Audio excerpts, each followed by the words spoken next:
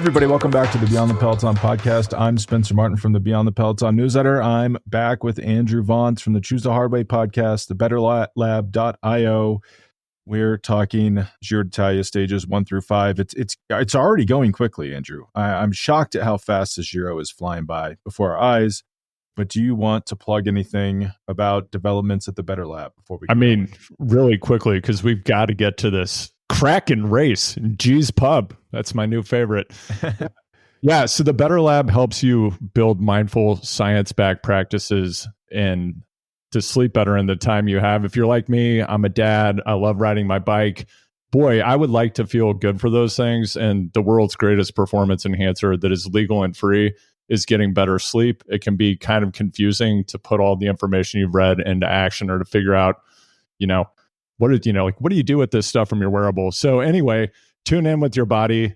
Come check us out, thebetterlab.io. We now have an app in the Apple App Store, and we are in early beta. So try it out. We love your feedback, and the feedback you provide helps us build an awesome product. So give it a spin. Another awesome product is the Giro d'Italia.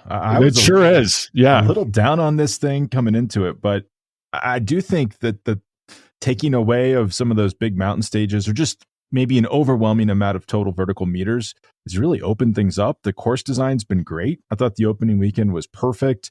And then these sprint stages, every one of these sprint stages has had a wrinkle today. And Andrew, I don't know why they're doing this. Benjamin Thomas wins from Cofidis, breaks the seal, first one of the year for Cofidis. I'm getting shivers, which they needed.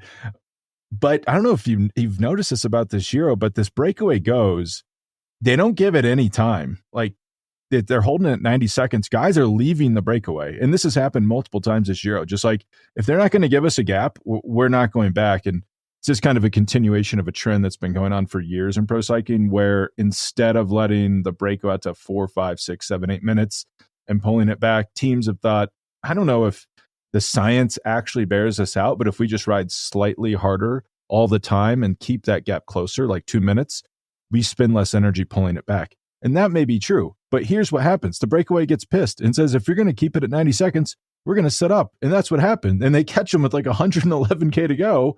And then you know why you don't do this? Because then another breakaway goes and it's better people and they only have to stay away for like 70K. And that's exactly what happened. So instead of chasing a tired breakaway in the last 20 kilometers, you're chasing a fresh breakaway that has stronger riders because they've picked their spot better. Total disaster, total meltdown, and the break wins. I was actually pleasantly surprised to see a breakaway getting a win this early in a Grand Tour. You wouldn't normally see that on what should be a sprint stage, but what have been your big picture thoughts on the course so far? My primary observation is that I believe that Netflix strategically released Ripley to promote the Giro d'Italia. I was just thinking about that. Right? I mean, obviously, so clearly timed to coincide with one of the greatest Giros ever to happen. I do wonder at this point, I'm optimistic. I'm not a cynical guy about professional bike racing. Not anymore. Maybe I used to be for a minute. I'm certainly not anymore. I have to wonder if we're going to get into one of those scenarios where, we've got this wild cycling 2.0 stuff, fireworks going off in the opening week, and then the final 20 days of the race are incredibly boring. I hope not. Yeah. Right?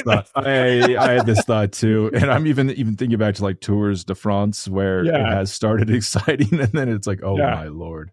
Yeah, but I got to say, I've got a couple of questions for you, Spencer. The first question that I have, and I don't think we're going to get into some of the controversy around shades of pink. There's a deeper story to that related to the demise of an entire soccer team in a plane crash, I believe. So I think there's been some misinterpretation in the press related to skin suit gate. But is sprinting dead? Is sprinting as a discipline dead? Do these riders, they're so trained? They mentioned Mario Cipollini today multiple times. And when they mention his name, of course, has won the most stages of any rider ever in the Giro. I believe he's won 42 stages. They did not mention, I believe he's in prison right now. Do you know if he's in or out of prison? I think it's a suspended sentence, which means... it's a suspended sentence. Okay. Which I always used to think meant that you do it later, but I think it just means we don't want you taking up space. So just don't go to jail, even though you've been sentenced to jail. It seems like a pretty cush gig to me. Horrible stuff. Nonetheless, is sprinting done? Like it used to be, Cipollini would have that sprint train going for like 10K. The teams would be lined up in a drag race. They designed the stages for this guy. Parcours have changed. Riders' body shapes have changed. There's Ghana. Like we've got to get to Ghana in a moment, but is the era of the traditional sprinter just completely dead? Yeah, it'd be like the sprinter's dead. Long live the sprinter. Because what you're describing, the traditional, and I think that kind of peaked the heyday of the sprinter in quotations. That's HTC, like 2010-esque. You remember that where Kentucky, the lead out is going on for like 15K coming into the finish. It's like a Legion crit. Yeah. Yeah, exactly. Like that is over. But what has emerged from the nuclear waste that is the sprint landscape are like new and improved sprinters. Like Jonathan Milan is massive. The guy's like 85 kilos, puts out like, kids, if you want to try this at home, the guy puts out 1600 watts for 20 seconds in the final sprint. That is unbelievable. Like if you hit that as a peak, you'd say, man, I probably could be a world tour sprinter. You'll try holding that for 20 seconds at the end of a stage. So, these guys are unbelievably powerful. Like, Tim Merlier, really big, powerful guy. But what we're seeing with Fabio Jakobsen, Caleb Ewan, like they just can't climb well enough. And these courses are harder and harder. The organizers are giving them the layups. So you have to be so versatile to get over everything, navigate the chaos that is modern racing, because also the breakaway is smarter. The breakaway doesn't say, oh, I'm gonna give it my all and then just get caught. It's like, well, if they're gonna hold us at a tight leash, let's sit up and let chaos reign when they pull us in. And you have to be better, like a better all-around racer. Like I know you're a Marcel Kittel guy. I never was a big fan of Kittel because I just felt like he looked like he was carved out of stone, and they brought him in and put him on a bike and he just had like a rocket on his back, but he just didn't feel like a fully complete bike rider to me. Sure. Where Jonathan Milan is like one step past that, where it's like, yes, he's a big, massive dude who puts out 2000 watts in a straight line, but he's a good climber and he's a good one-day racer, and he kind of understands the dynamics of racing, and he can fend for himself a little bit better. And we should also mention they've shrunk teams, right? They took a rider off each team, which really has drastically changed the sprint leadouts. And yeah, I'd say sprinting is dead, but also has never been better, if that makes any sense at all. Yeah. Another thing that seems to have changed is it seems like no one tries to save energy anymore in Grand Tours. Right? I'm just like, what's going on here? I have this macro question of, are we just seeing Pog training for the Tour de France? Because there have been a couple of MVDP moments here in the first stanzas of this race. And the same thing with Ghana in that break. I believe it was yesterday, right? Like he got in the break, then dropped out of the break, and then tried to win the sprint. Like what is he doing? Well, I think the original plan was get in the early breakaway. He's not getting in the early breakaway. He's Ghana. No one's letting him go. Well, yeah, and that's what happened. They were holding the leash tight, and he thought, well, this isn't going to work. But I mean, kudos to them. Like, do you remember Wout van Aert a few years ago at the Tour? He's in the yellow jersey, gets in a breakaway. They clearly was never going to stick, and he's like riding Quinn Simmons off his wheel, but he probably could have won the sprint. He should have done what Ghana did. Just recognize this isn't going to work. Let's sit up. Let's reevaluate. And, he did attack at a good spot. That probably was the best chance of him winning. My big question is, I love that they're doing it, but that leaves Geraint Thomas a little bit alone. I didn't see Thomas. Maybe I could go back and watch it more closely, but I bet Thomas was by himself. Maybe he had one teammate. Like, what if Thomas has a problem there and needs to be paced back up to the front? I think on the last episode, we were talking about that Thomas Pidcock interaction in Tour de France Unchained, where Pidcock's cleared hot to go for the stage win. They come in and tell Thomas during his massage, and he was not happy with that. And then thus far in the Giro, which ostensibly he has the second best chance of winning after Pog, we have an Ineos stage victory in stage one. And then we see Ghana going into breaks. And Ghana's in a really critical support role because he, of course, is a GC rider in training, as we know. He's been working on his climbing. Yeah. I don't know. I might be ready to sunset that take. But I do kind of I looked at him climbing yesterday thinking, I mean, he averaged 600 watts for that climb. You think, like, can he do 500 for 20 minutes on a climb? Yeah, we could be talking there. Wait till Jonathan Milan starts going for the GC. What if he just never gives up his GC position here? Or I guess he's already behind because we had already had a summit finish. But to go back to you're not seeing a lot of, I guess, classic energy saving, but I'm also just thinking through the stages as we discuss this. They've been pretty tricky. So the best, you kind of have to be at the front. Like we saw yesterday, a bunch of crashes on a wet descent. If you're a GC rider, I think Ben O'Connor went down. Like that's no good if you're Tadej Pogačar. So the safest thing to do is stay at the front. And if you compare, obviously the attack at the end of stage 3? I think maybe a little silly. If he has a bad third week, you look back on that and say, did you need to do that? But it was really fun. And it probably does seed a bit of chaos into the race. And now all the other GC contenders are like, every time there's a hill, like, is he going? Is he going? And yeah, maybe there's a benefit of that. I still don't totally love that move, but I will say, like Luke Plapp from Jayco, he's here riding for GC. He sits at the back every day, like almost last wheel. And like today, he got dropped by Alpecin de Koenig's pace, like the sprinter's pace, because it's really hard to ride at the back. Maybe you could say it's a little safer, I guess, in some ways, but you could get caught behind crashes and then have to chase on, or the group splits up on a pretty mild climb because one team's hammering at the front and there's people in the middle getting dropped. He probably is. I would like to look at their power files. I would bet he's using more energy, riding a more conservative race than Tadej Pogačar. So he's spending a lot of energy, but I don't think, and someone asked him this question, like, are you spending too much at this race? And he's like, I haven't spent a dime this whole time. I don't know what you're talking about. This is all expenses paid. So clearly it's not bothering him. Yeah, I mean, I love seeing Geraint Thomas go with Pog on that attack, and it suggested to me the old man's still got a bit of that. Got a bit of that fight in him, right? Like I didn't expect him to do that, but at the same time, I didn't think Pog's move was going to stick, and you got to go, right? Like if you're in it, you got to go. Yeah, I thought that was more, I guess you're hedging your risk, because what if it does stick? Exactly. And you didn't follow. And also it's symbolic. I think the rest, as I was waiting for you to log on here. So Tadej Pogačar's won 2 Tours de France. Geraint Thomas won 1. I guess Nairo Quintana has won a Grand Tour. We don't even know. What did he? I don't even remember. Did he win the Giro? Do you remember this? He won the Giro. Okay. In a little bit of controversy, they neutralized the stage because it was so cold. He didn't hear it and just kept going, and then won the stage by a lot. Then won the overall. Yeah. I think he also win a Vuelta where they attacked Froome in the neutral zone. Maybe I'm misremembering that. This isn't cool. We'll have to look into this. Yeah, but you could Grand Tour. We owe you that respect. So we could say he's won a Grand Tour. We don't really know what's going on with his. I feel like a lot is confusing about Quintana, but there might not be. I was looking through. There might not be another rider besides those 3 that has ever, or no, Damiano Cruzzo has podiumed in a Grand Tour, but outside of him, I don't know if anyone else is. Oh no, Romain Bardet. But so those 3 have won Grand Tours, but there's not many Grand Tour podium finishers, even in this race. And I think Thomas kind of announced himself as it's me and Pog. There's no one else here on this level. This is it.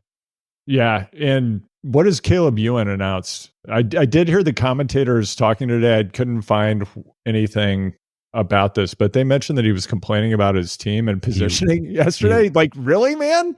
And if you feel like you are maybe listening to the wrong episode and you've gotten your years confused, you have not. A time machine. This is what he was doing last year on his team, which is why they didn't want to retain him and paid for him to go to another team. And this is not a good look from your guy here, Andrew. And he's saying that they're splitting their resources for GC and sprints, which they should do. I mean, unless you're Little Trek and you have Jonathan Milan, you can't go all in for Caleb Ewan on the sprints here. And there's guys doing well in these sprints, without full team support. So it can be done. It's really not a good look. And he's not even competitive in these sprints. Yeah, I'm looking through the results. So he was 12th on stage 4. It has a bit of that it's definitely not a good look. And watching him in the sprints, I feel like when Cav has been in these situations and he does have the ability he has the legs to actually win the stage, you see him, doing extraordinary things and just maneuvering his way through, freelancing, getting to the front and taking the win. So I don't think it's a team issue. It's like once in position, he just doesn't have that extra gear to catapult past everyone else. I feel like I don't even know if he has the gear to get in position. That'd be my question right now, because we saw Phil Bauhaus yesterday. Guy was never going to win that stage, never in a million years, but he just camped on Milan's wheel. Perfect position. Didn't have any team help because they're here for some sort of GC. I think like Tiberi or something is on that team, and Caruso. Like they have multiple GC guys. They're not supporting him, and he gets third in the sprint because he just camps out in perfect position by himself and follows Milan and bags a podium. I mean, you could be doing that alone. He proved it. The Ewan decline has been steep, steep and shocking in some ways. I mean, when a Cofidis sprinter beats you, you have to go take a hard look in the mirror that night. No disrespect. And I want to be fair though.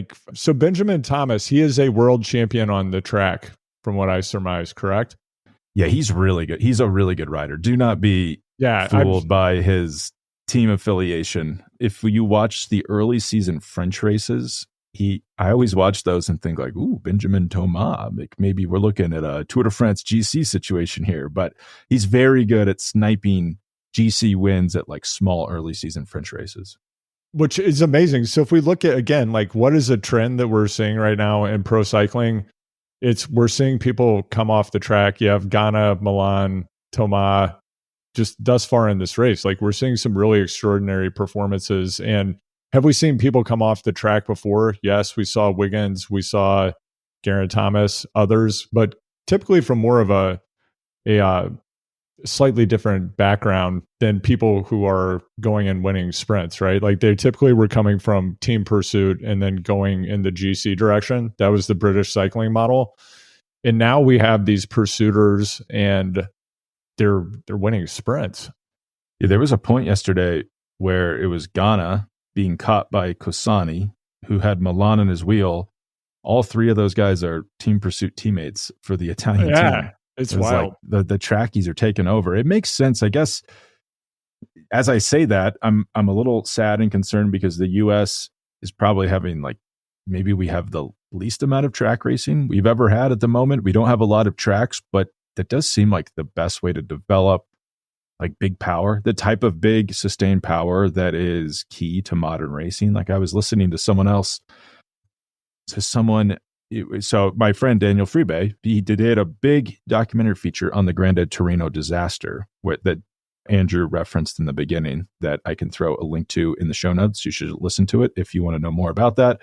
And we'll circle back on that when we talk about Pog almost getting kicked out of the race. But he was interviewing a rider yesterday. I don't know who it was. I can't remember their name, but he was saying maybe 10 years ago, if you're pushing 400 watts sustained, you're in the front group, no problem. And now you're the 100th guy. So if you think about what's the type of rider that's used to pushing watts like that all the time, it's really you develop that ability on the track. So, maybe the fact that more power for longer is required to be at the front of modern cycling, that's why we're seeing more guys coming off the track, or maybe it's just a random occurrence. I don't know. Yeah, a 400 watt FTP for an hour, that's not even getting you in the top 10 at a Cat 5 Dominguez Hills criterion anymore. I don't think. No, yeah. You're off the back, perhaps. I know we're not going to get into this, but shout out to Scott McGill, of course, won the Redlands Criterium and also took a stage win at the Tour of the Gila, which I love seeing. Scott, we're looking forward to having you on soon. Scott, yeah, we're gonna track you down, Scott. You can't run from us. We've been talking. He's coming on. Hey everybody, it's Spencer. I just want to take a moment to talk about a new partner to the show and newsletter that I'm really excited about, and that's Tour Tracker. You can find them at the website, tourtracker.com, but what's really good is their app. If you get that Tour Tracker app, there's a lot in there that will help you follow the races incredibly closely, which is important for me because I'm in the US at the moment, so when I don't wake up at 4 a.m. to watch the start of the stage, so I kind of jump in around 6 a.m., and the Tour Tracker app will have exactly what's going on whenever you pop in. And it also has a time machine, so you can go back in time and see what you missed.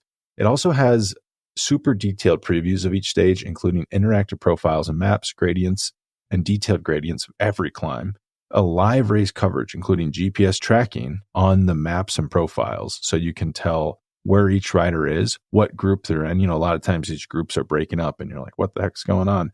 Who is where? Well, the GPS tracking on the live race coverage will solve a lot of that confusion for you, and you can see where everyone is on the road, what group they're in, how far apart each group is. It's incredibly helpful. They also have a fantasy cycling game built in, so you can play fantasy cycling against everyone in the app. It's really fun to do. I highly recommend it. And this is hugely important, a complete set of non-spoiler race notifications before, during, and after each day. I know a lot of people have jobs and they can't just sit around and follow cycling as it happens, especially here in North America during the workday. So being able to go into the app and know that the race isn't going to be spoiled for you, and then follow along as though you're watching live as you watch the replay, is incredibly important. But the thing I like the most about this is it has a great map feature. You just click that map tab and it gives you a detailed map of every stage. And to me, it's really important because a lot of times you're watching these races, you look at the profile,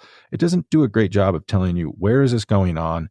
What part of the world are we in? Where are we going to and from? And if you're at the race, it lets you see where the group is at all times. So if you're, especially at a circuit course or one of these mountain stages where they crisscross around the same area, and you can catch a lot of the race live if you have this map feature that tells you exactly where the peloton is and where it will be in the future. So check out Tour Tracker. I've been loving it. If you can't wake up for the start of every stage and you can't just sit there and closely watch for 4 or 5 hours every day, this is going to be a key piece of how you watch races from now on. One other thing I wanted to run by you. Tadej Pogačar. And what's nice is we've kind of forgotten about him. We've had 2 stages where he's been in the back, except for the letter from the UCI saying we're going to expel you from the race if you don't change your clothes. So he has a 46-second GC lead right now. People, I think, came out of the opening weekend, and I don't know, like, people, RFK had a worm in his brain. I think the entire cycling fandom culture might have brain worms as well, because we came out of that opening weekend, and I felt like the general wisdom was, wow, that was kind of disappointing from Pogačar. He only wins one stage, only has a 45-second lead. Like, what a bum. He looked tired on the summit finish. Did you notice he was looking back? Like, people were saying this. It's like he has the largest ever winning gap on that climb. It's not a climb that lends itself to a lot of big gaps. And he now has a 46-second gap. That is equal to or greater than a lot of the total winning gaps in the last 8 years of this race. And I have bad news for everyone. Tomorrow is like a Strade Bianche-esque stage. He's going to extend his lead there. Friday is a long time trial. I was surprised to see this. It's a 40K time trial with the last 6K being a climb. He's going to put big gaps into people there. Like, he could be, and then you have a mountain stage on Saturday.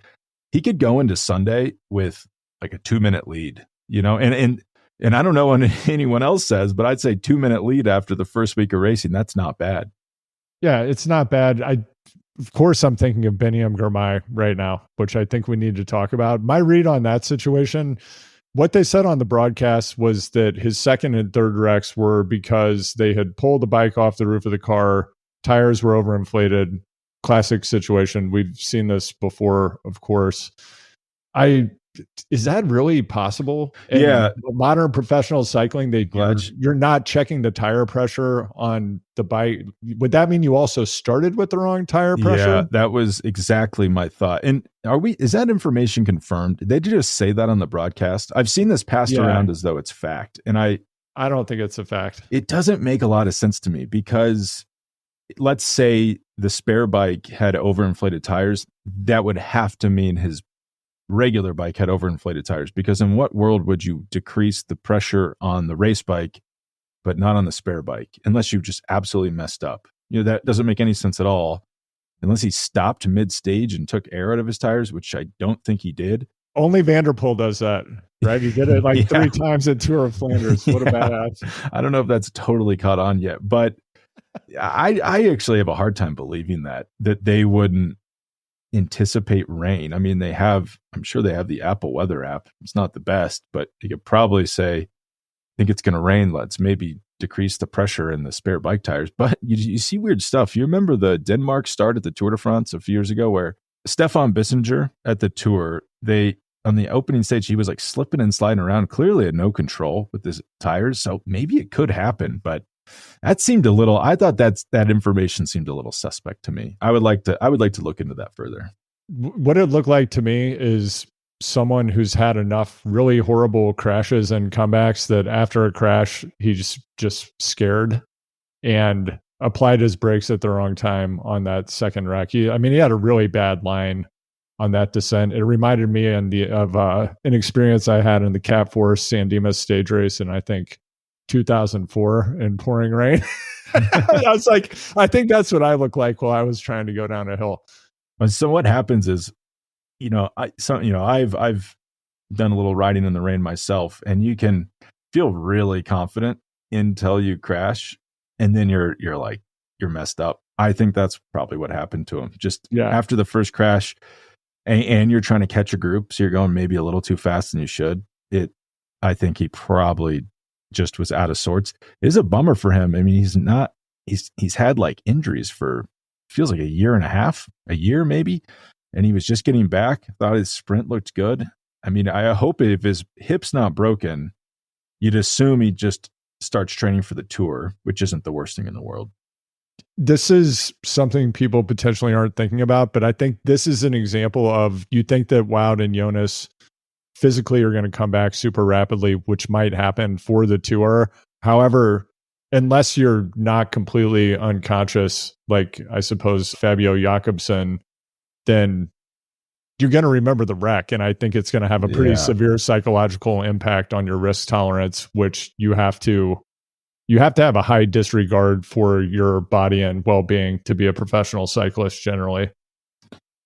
Yeah. And most people, I see this 2 ways. I feel like most people, be like, Jonas, man, how can he even race? But that's how a normal person would think. But Jonas, I mean, I don't know him personally, but he seems like the way he was attacking downhills for no reason whatsoever in the wet early in the season kind of makes me think that he's able to wipe that stuff from his brain. But most people and most pro riders are affected by that. And it is hard to come back. The before and after might be striking. Well, I mean, I guess we don't know. We don't know. We'll see what happens. Did you see that? So he's on the bike, not going to the team's pre-Tour de France training camp. What's going on there? Jonas? Yeah.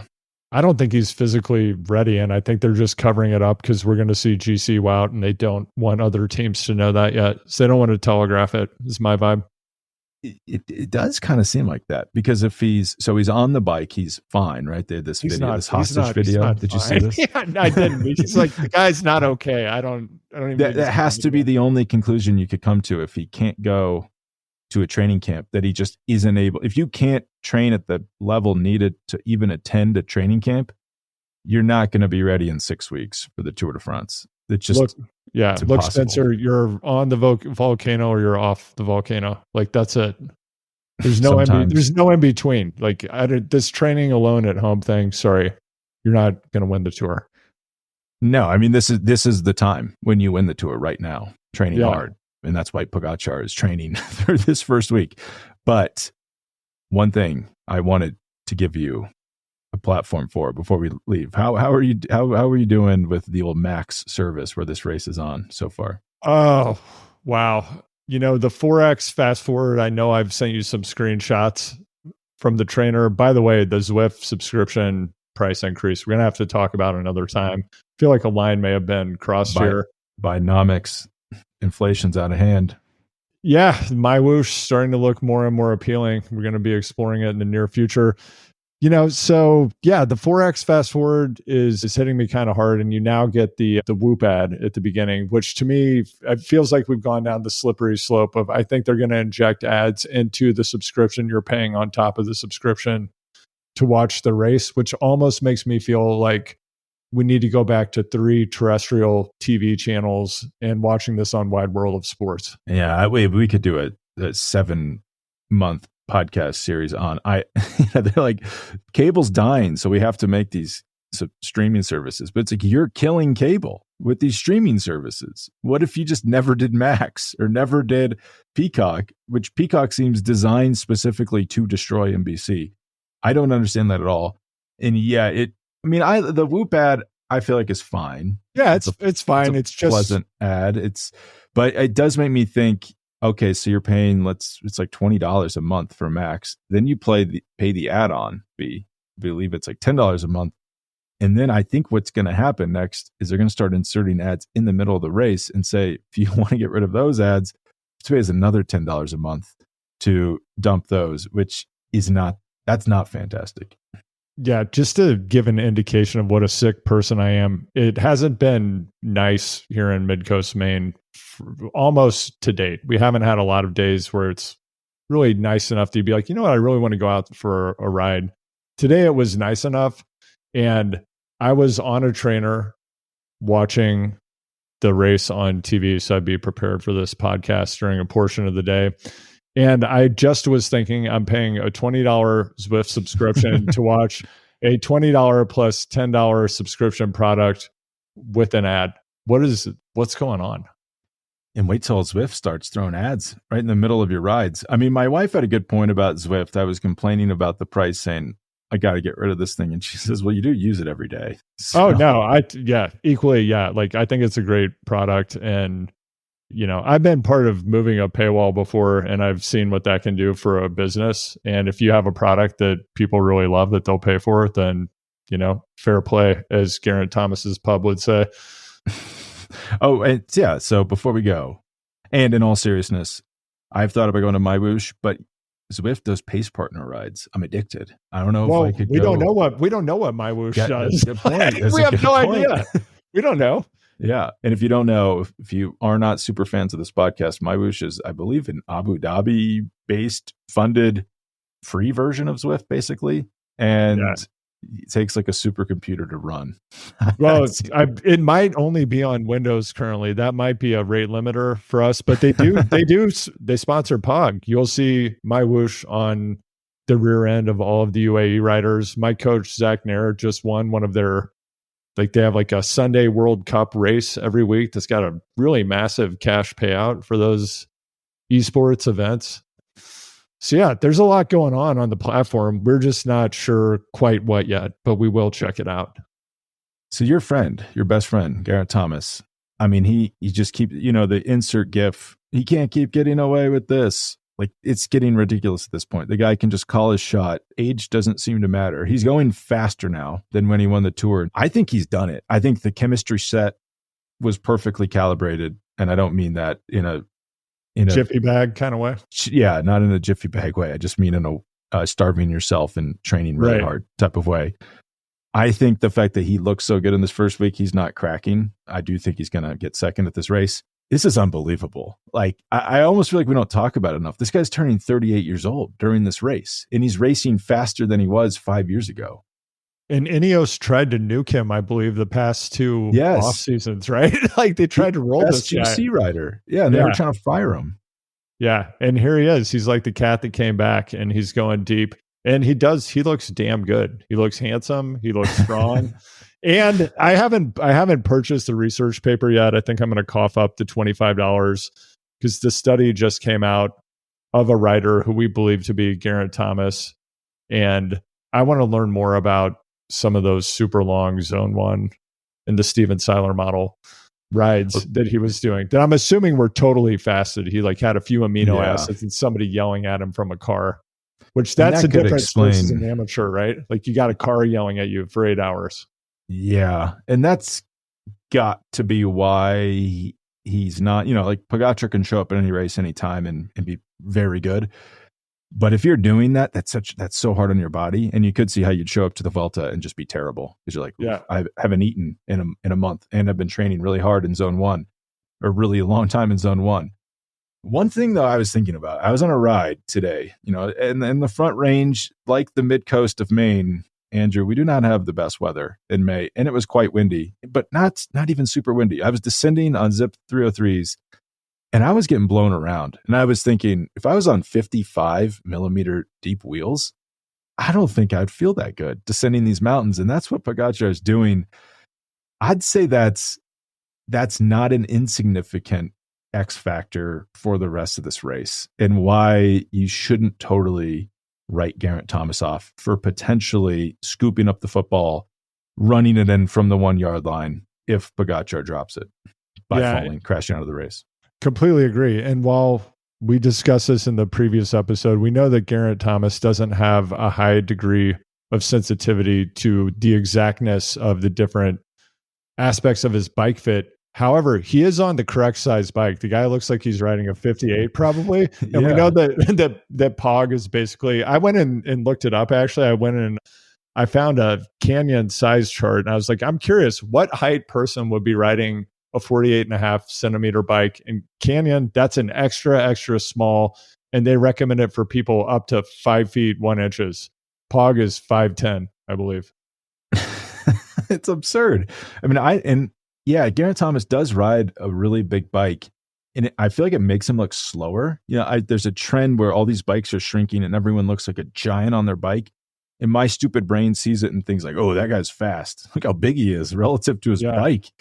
And Geraint Thomas looks slower. I mean, he can't whip the bike around like it's a child's BMX bike below him, but it does give you a lot more stability. I think I got tricked into buying a 56 gravel bike because I bought the Canyon Small, which is like essentially a 56 centimeter bike, and it's pretty sturdy. I like it. I maybe the 130 stem isn't necessary. So I don't know. The one concern I have is that I've seen people say like, oh, if he was that tired on Europa, how is he going to win the Tour? I think that line of thinking is almost completely unproductive, since that's just a long way from now. I mean, I don't even think it's just like, that's a completely different season almost than right now. And you can't try to connect these two things. Yeah, you got to win the moment in front of you. That's how you win a Grand Tour. You got to chip away. Just go to the coalface and swing your pickaxe. Yeah, he's swinging like a pickaxe, and it's taking out boulder-sized chunks of gold every time he does it. I mean, I think this time trial, that's my prediction for this week. I think this time trial is going to be a holy SHIT moment. Ghana is sadly probably not going to win, and the Italian TV will be very sad, just like they were at the World Championships. I think Pogačar is going to roast that time trial. Well, what's your prediction for the rest of this week, Andrew? Yeah, I think that's hot. A question I have for you is, Jonathan Milan, obviously he's not going to do great in an uphill time trial, but for his height, the guy looks quite lean to me. He looks almost GC Ghana lean. What insights do you have about the types of time trial parcours where he might excel? Oh, I should have looked into this.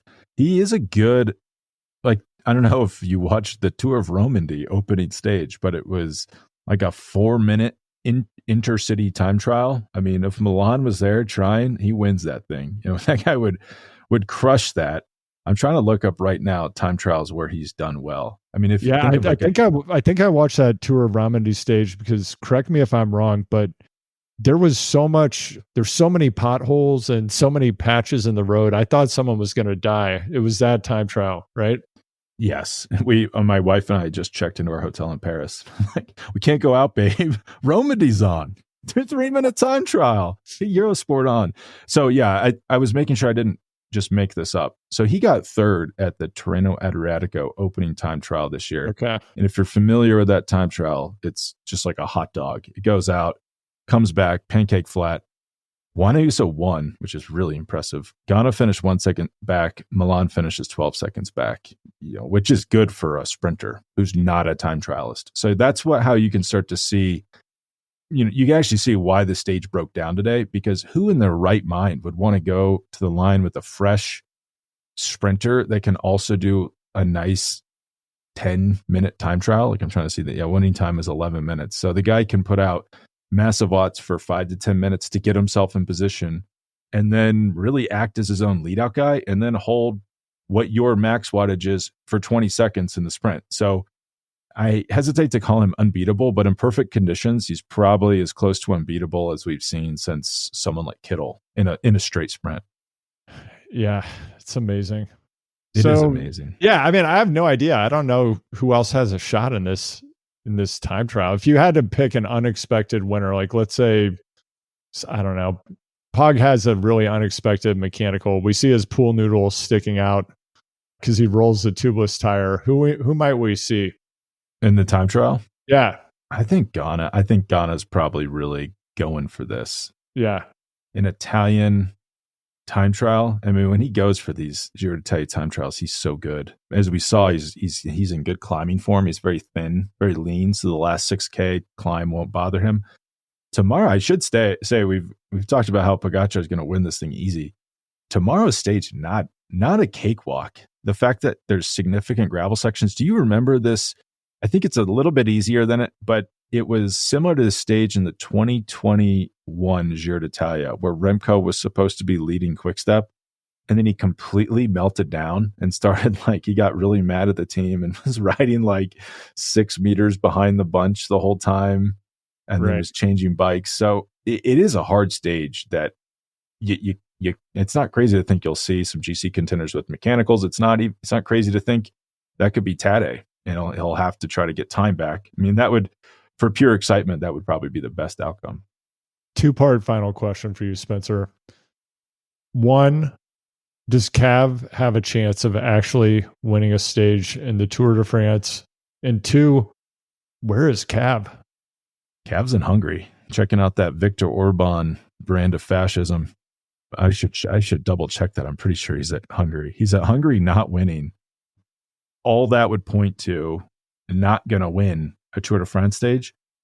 Cavendish could win a Tour de France stage. That guy, he's a magician. Yeah. I don't even know what to say anymore. I think he would have probably won a stage last year if he didn't crash out. Yeah, I think he's going to win a stage. And I love that this is the lead up, that he's won he's won absolutely nothing. It's almost the converse of Geraint Thomas. Yeah, actually. It is. He just he's not aged well. And yet I believe in Cav. I think he's going to win a stage at the Tour. You could. I mean, I spent a lot. It's funny that these two guys come out of the same system too. It's that Rod Ellingworth run British cycling track system. Yeah. I mean, they're obviously both really talented, but they probably have a level of relaxation and confidence that almost no other professional has. What do they have left to prove to anyone? Yeah. And they really know how to peak at the right time. And I would guess that almost no one else in the peloton peaks anymore, except Jonas. I mean, Jonas is very good at it and dominates the Tour because of it. And that they're allowing themselves these goalies, just no form, a fallow period. And then you build correctly, probably as you should, but not many people do because they don't have the confidence to do it. And that's why, that you can just feel like they come out of nowhere and do these great performances. A lot of kids to clothe and feed as well. Right? I mean, yeah. He could, you know what I mean? I think a win could go a long way for Cav. The guy has a long, storied history of being a champion, and one more right now might be good for the family.